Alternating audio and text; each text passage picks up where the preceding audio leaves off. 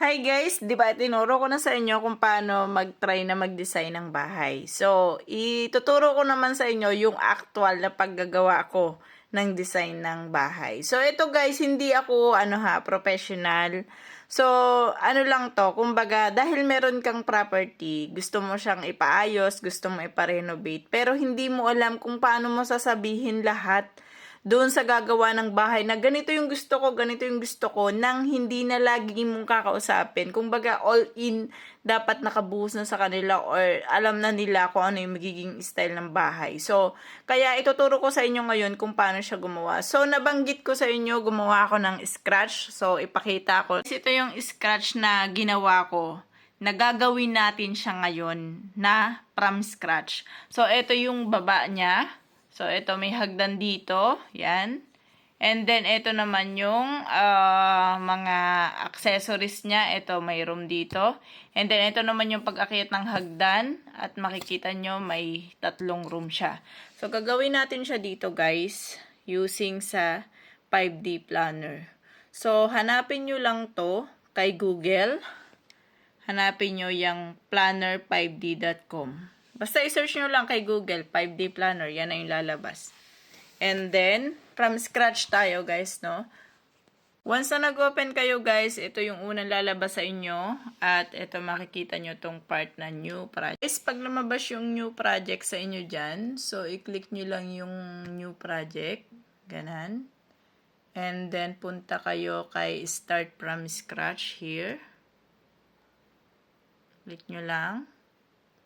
And the next one is ito yung lalabas sa inyo. So, it's up to you. So, burahin muna natin to kasi ano naman siya eh. Wala naman talaga siya. So, burahin lang natin to lahat. So, medyo matagal yung paggagawa nito, no? Hindi siya basta-basta mabilis lang. So, yan. Burado na siya. Wala na kayong nakikita. Ang una nyong gagawin, syempre magbi-build na tayo. Punta kayo dito sa build. And then, click the draw walls here. And then, mag-draw ka muna ng walls na gusto mo. Ito yung sa labas na walls natin. So, ito yung design ko na gusto ko. For example, so hanggang dito siya, 3.75 meters. And then, pagdating dito ay, paano ba yung style ng bahay na yun? Paganto siya. Yan. And then, ito, medyo mahaba kasi yung bahay na yun eh. So, ganyan. So, 4 meters. May nakasukat naman dyan. And then, dito is i-click din natin. And then, here is i-click din natin. So, ito na yung lalabas sa kanya. And then, the next one, ito na yung pattern niya. So, ito yung sa taas natin, no? Ito muna yung gagawin natin. So, ito yung una nating ginawa, yung pinaka-square niya. So, the next one is, sabi doon sa drawing, yan, sabi doon sa drawing is may pinto siya sa parte dito. So, ilagay natin dito yung drawing, para kita nyo.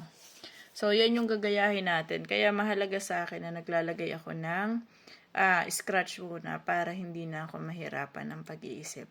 So, punta kayo dito sa search and then punta kayo sa door. Hanapin nyo yung door, i-drag nyo lang to dito, papunta dito. Sabi kasi dito daw ako maglalagay ng pinto. And then the next one is i-click lang natin to, pawiin natin yung door, ilagay natin yung sink. So, search kayo ng sink. Saan natin ilagay ang sink dito sa ating scratch? So, nandito ang sink sa may gitna. So, dito ang lagay ng sink natin sa may gitna. So, itatry natin siyang gawing dalawa. I-duplicate natin para medyo humaba siyang tingnan, no? So, itatry lang naman natin to kung ano magiging outcome niya. And then, pagdating dito is may lutuan siya. So, dyan sa drawing, eto yon, meron siyang nakalagay na lutuan. So, hanapin natin ang lutuan dito. So, ang lutuan ay stove. Yan. Stove. So, itry natin siyang i-drag dito yung stove. Okay. And then, try natin gawing dalawa.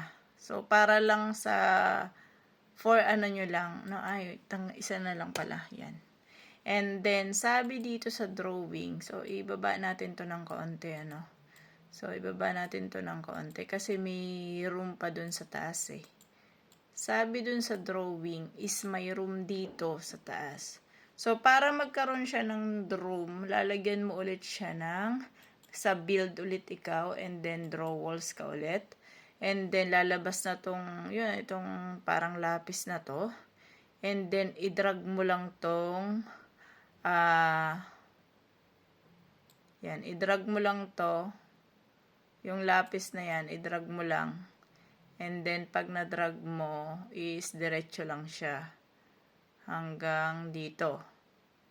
So, yan. Hanggang dyan, and then, i-drag mo ulit siya hanggang dito. Yan. So, tapos double click pag i-stop mo na yung pagdadrag. And then, sabi dito, so ito, pwede na natin tong i-copy yung pinto kasi may pinto siya dito sa part na to. So, may pinto siya dyan. And then, draw walls pa rin tayo. Punta tayo dito. So, i-double click lang natin to. Kasi sabi sa drawing, meron daw siya ditong CR. So, draw walls lang natin siya. And then, medyo lakihan kaya natin yung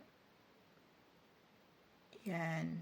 And then, after nyan, kuha ulit tayo, i-click ulit natin tong door para mag-copy-paste na lang tayo. So, copy-paste na lang yan. So, pagdating dito sa sink ng CR, punta ka ulit sa search bar, hanapin mo ang toilet bowl. Yan, i-drag mo rin siya dito. So, kung dito yung toilet mo, ganyan. So, i-try lang naman natin to kung ano magiging outcome niya. So, nakaganto kasi yung akin. Yan. Nakaganyan siya doon sa pinaka-bare type ng bahay. Ng bahay ko. So, gusto ko lang gayahin din yun. Kaya, ganyan. And then, the next one is ang shower. So, pwede rin kayong maglagay dyan ng shower. So, itry lang natin. Yan. Drag lang natin tong shower. Kunwari lang naman. So, drag lang natin dito yung shower. Yan. And then, iikot lang natin to kasi medyo nakaikot yun eh. Okay, and then the next one, so kompleto na ba? So, dito may hagdan. As is na lang to. Etong part na to, hindi natin to lalagyan kasi may hagdan daw siya. So, try natin. Kung malalagyan natin ng hagdan, i-type nyo lang dito ang stairs and then i-click nyo lang yung hagdan, kunyari. So, ito kunyari yung hagdan niya dito. So, hindi ko alam kung ano magiging itsura niyan pag labas ng drawing natin. Kasi medyo malaki to eh, kaya hindi ko rin inano na magkaroon ng hagdan dito. So, medyo malaki kasi yung ng hagdan niya. And then, so, yan na. And then, lagyan natin siya dito ng sofa. Sabi ko kasi dito is may sofa siya. So, i-search lang natin ang sofa. And then, eto na yung straight. Yan, eto na yung sofa. I-drag lang natin siya dito sa part na to dito. And then, ikutin lang natin para magmukha siyang yan, maganda. So, iisod nyo na lang, no? Yung mga nagkakamali kayo sa mga parte-parte, iisod nyo na lang. So, ito naman, itatrial lang naman natin. So, ganyan yung style niya. Ganyan yung lalabas sa kanya. So, parang masyado kasi malaki yung sopa ko. Na-try nga natin i-delete, ipalitan natin itong isa. Baka mas maliit to. Pero parang same lang din siya, no? So, same lang. So, ito na lang. Mas, pakita nyo pa. So, ito. So, ito guys, nagawa na natin, no? So, kung makikita nyo, may sofa dito. Meron din siyang sofa dito. Ito yung lababo. So, may lababo din yan. Tapos, dito naman is meron siyang, pangalan to, stove. May stove din dito. And then, meron siyang room doon. So, nilagyan natin ng room. Ito, lalagyan natin to sa actual ng cabinet. Pero dahil walang cabinet. And then, ito naman, ang ating liguan. And then, dito stairs. Try natin kung anong style sa 3D. So, click mo lang yung 3D sa taas. At ito na nga yung kinalabasan. So, pagpasok mo ng pinto, makikita nyo may stairs siya dyan sa ganyan, oh. And then eto, yan o, kitang-kita nyo. So, yun lang. Thank you.